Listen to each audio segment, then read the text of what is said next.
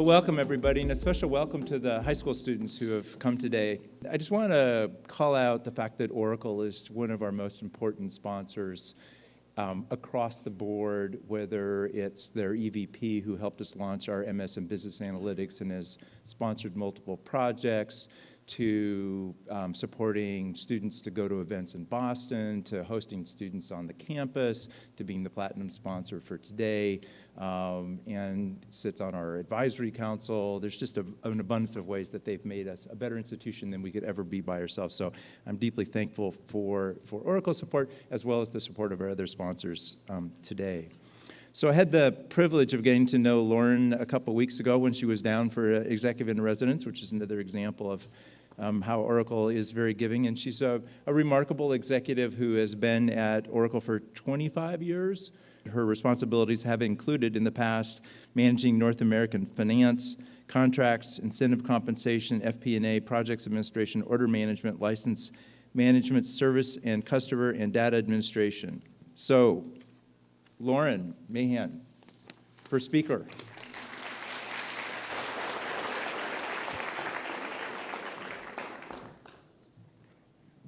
Thank you very much, Scott. And boy, I'm excited to be here this morning with all of you. I had the opportunity to visit campus about a month ago, and also have had some women in business students at several events that we've had at Oracle, and every time it's just a wonderful experience with a really impressive group of young women. So I'm really privileged to be here this morning. So first, a bit about me. Scott did all that introduction. Thank you very much. I'm a business leader at Oracle, and I'm really focused on operational excellence, looking at that through both process and systems. And I also spend a lot of time serving on nonprofit boards that are focused primarily on women and girls, education, and food insecurity. But you can find all of that on my LinkedIn. So let's dive into what you can't find on LinkedIn. So a couple pictures of me. One when I was 2, and the other is a recent one. So there's that bossy 2-year-old girl pointing out something that needs attending to, and something I still do today. I love the fact that my family thought and still thinks that I am bossy. Women, let's own our bossy. Guys can be bossy with no stigma attached, right? So we should be too. Bossy is cool.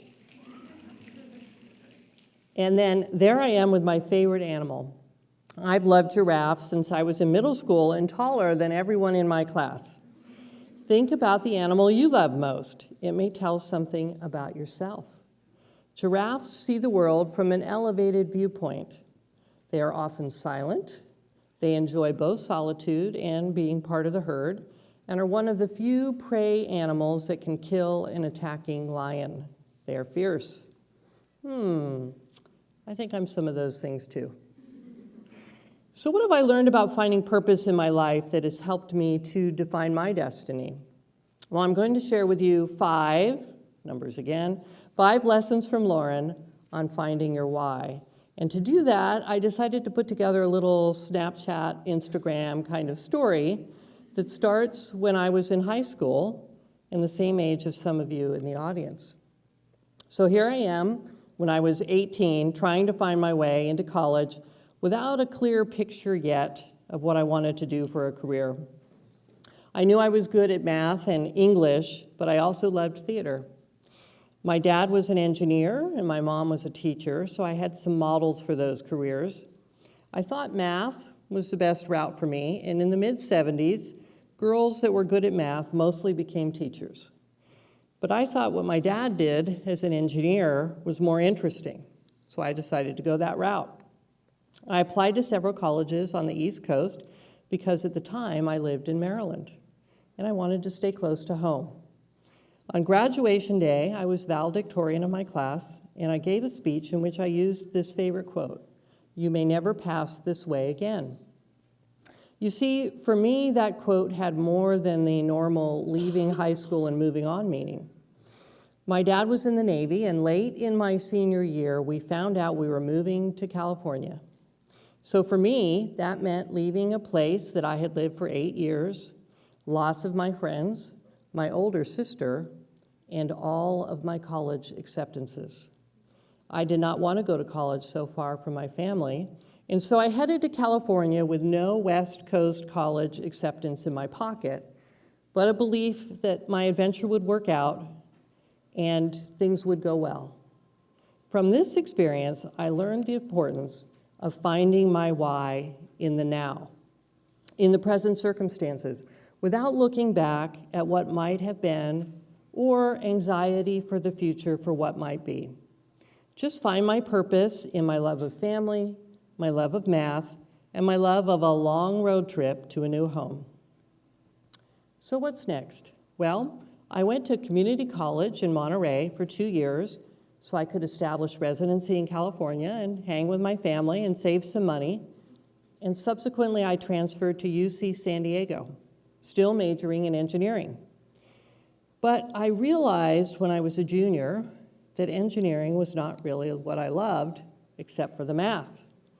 Engineers didn't seem to be working on problems that I was excited about solving. But anthropologists did. And so I changed my anthropology minor to my major, following my passion for the social sciences and keeping math as my minor. So at graduation, without a clear idea of what kind of job I might want in my newly claimed field, I learned that my purpose needed to be rooted in who I was and what I loved and valued. People and how and why they do the things they do differently or the same. And so I headed off to graduate school back in Maryland at American University in Washington, D.C., ready now to be far from my family, to re-experience the place that I loved, and to find my own why. So here's the bossy grad student in front of the original Smithsonian Institution in Washington, D.C., where one of my lifelong heroes spent her career, Margaret Mead, who I had the chance to hear speak when I was a youngster, and I admired since I was in second grade. You know, thinking about your childhood heroes can also tell you a lot about yourself. So along with Margaret Mead, mine were Marie Curie, Annie Oakley, and Zorro. 3 actual kick-ass women and a fictional kick-ass guy. But that's another whole talk. So find your own why in the now. Fast forward, what's next? Well, I returned to California after graduate school because I was in love with my California boy that I met at UC San Diego. We were both RAs in the dorm. And being with him trumped continuing my career in Washington, D.C. Sometimes your career choices take a backseat to other life choices, and you gotta do what you gotta do. And so we began our married life together in San Francisco as he entered medical school and I found jobs using my mix of behavioral and mathematics skills in a number of jobs in the nonprofit sector. So I was owning and following my why in my daily working life as an analyst, a community organizer, an immigration advocate, and continuing my love of learning by pursuing another graduate degree in business. As my husband was a full-time medical student and my nonprofit grant-funded work came to an end, I realized I needed to make sure we could pay the rent while my husband was in school. So when I completed my MBA, I decided to find a good-paying job in Silicon Valley, thinking that after a few years, I could go back to the nonprofit sector that I loved. So sometimes you find your why in what you need to do or what others need from you.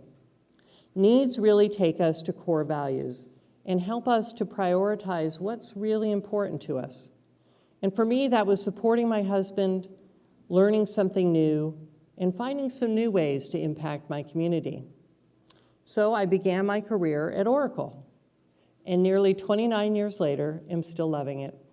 Learning something new all the time, supporting my family goals, and impacting my local community through board service and volunteer activities. So what things have impacted how I found my purpose during that time? Well, here's one. That's my daughter, Katie. And then here's another one on the way, my son, Philip. You know, one of the things that happens when you're parenting is you get really busy. And so now my time began to be filled with school trips and sports teams, scouting, doing homework, doing laundry, packing lunches, acquiring pets, which need feeding and walking, and you get the idea. Life in the middle is a whirlwind, and if you are not intentional, you can get caught looking back with a sense of, what was I doing for the last decade? I think any of you that are balancing work and school and other serious commitments, perhaps like athletics, or maybe you have a serious relationship, might have a small sense of that in your life now. You might be thinking, I don't have time to find my why. I'm just trying to find a clean pair of socks that match today. So the thing that I learned was it was critical for me to find my why in all of that busyness.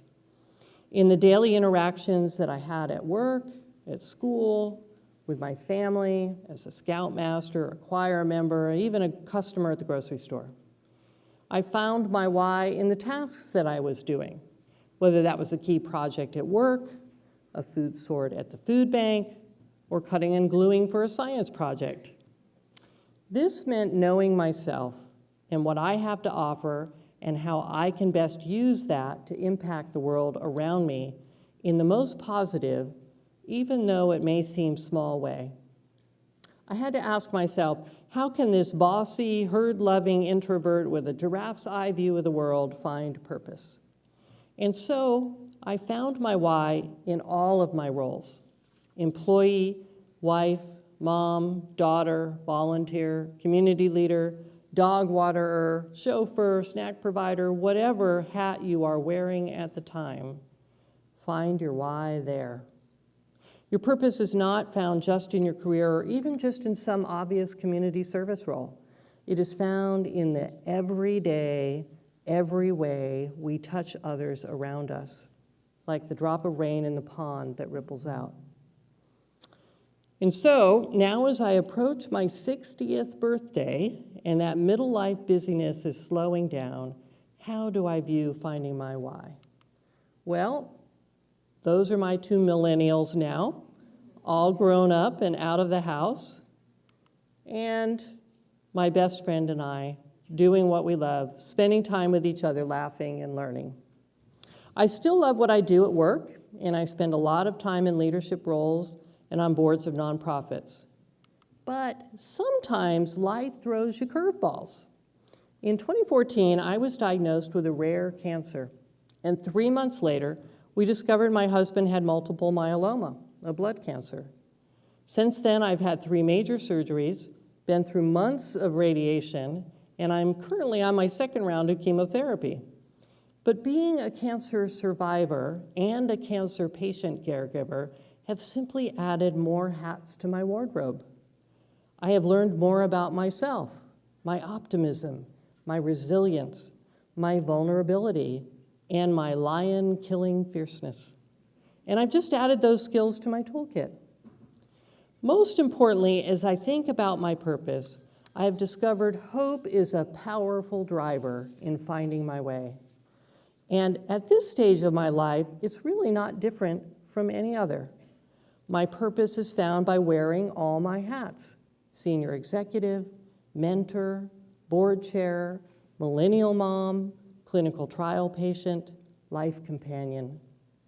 It is found by knowing what I need and what I have to give to help others in need. My purpose is my own, and no one is defining it for me. And by finding it in the now, not the past, not the unknown future, but in the hope that what I dream and imagine and believe become today's reality by my actions and interactions today. So, here's the quick single-word reminder list of the 5 lessons. Now, own, need, hats, believe. Find your own why now, using need as your guide, wearing all of your hats, and believing each day that you can make your dreams for the world tomorrow a reality. I hope you've enjoyed this bossy, giraffe-loving girl's little story, and I hope you take some time today to start finding your why.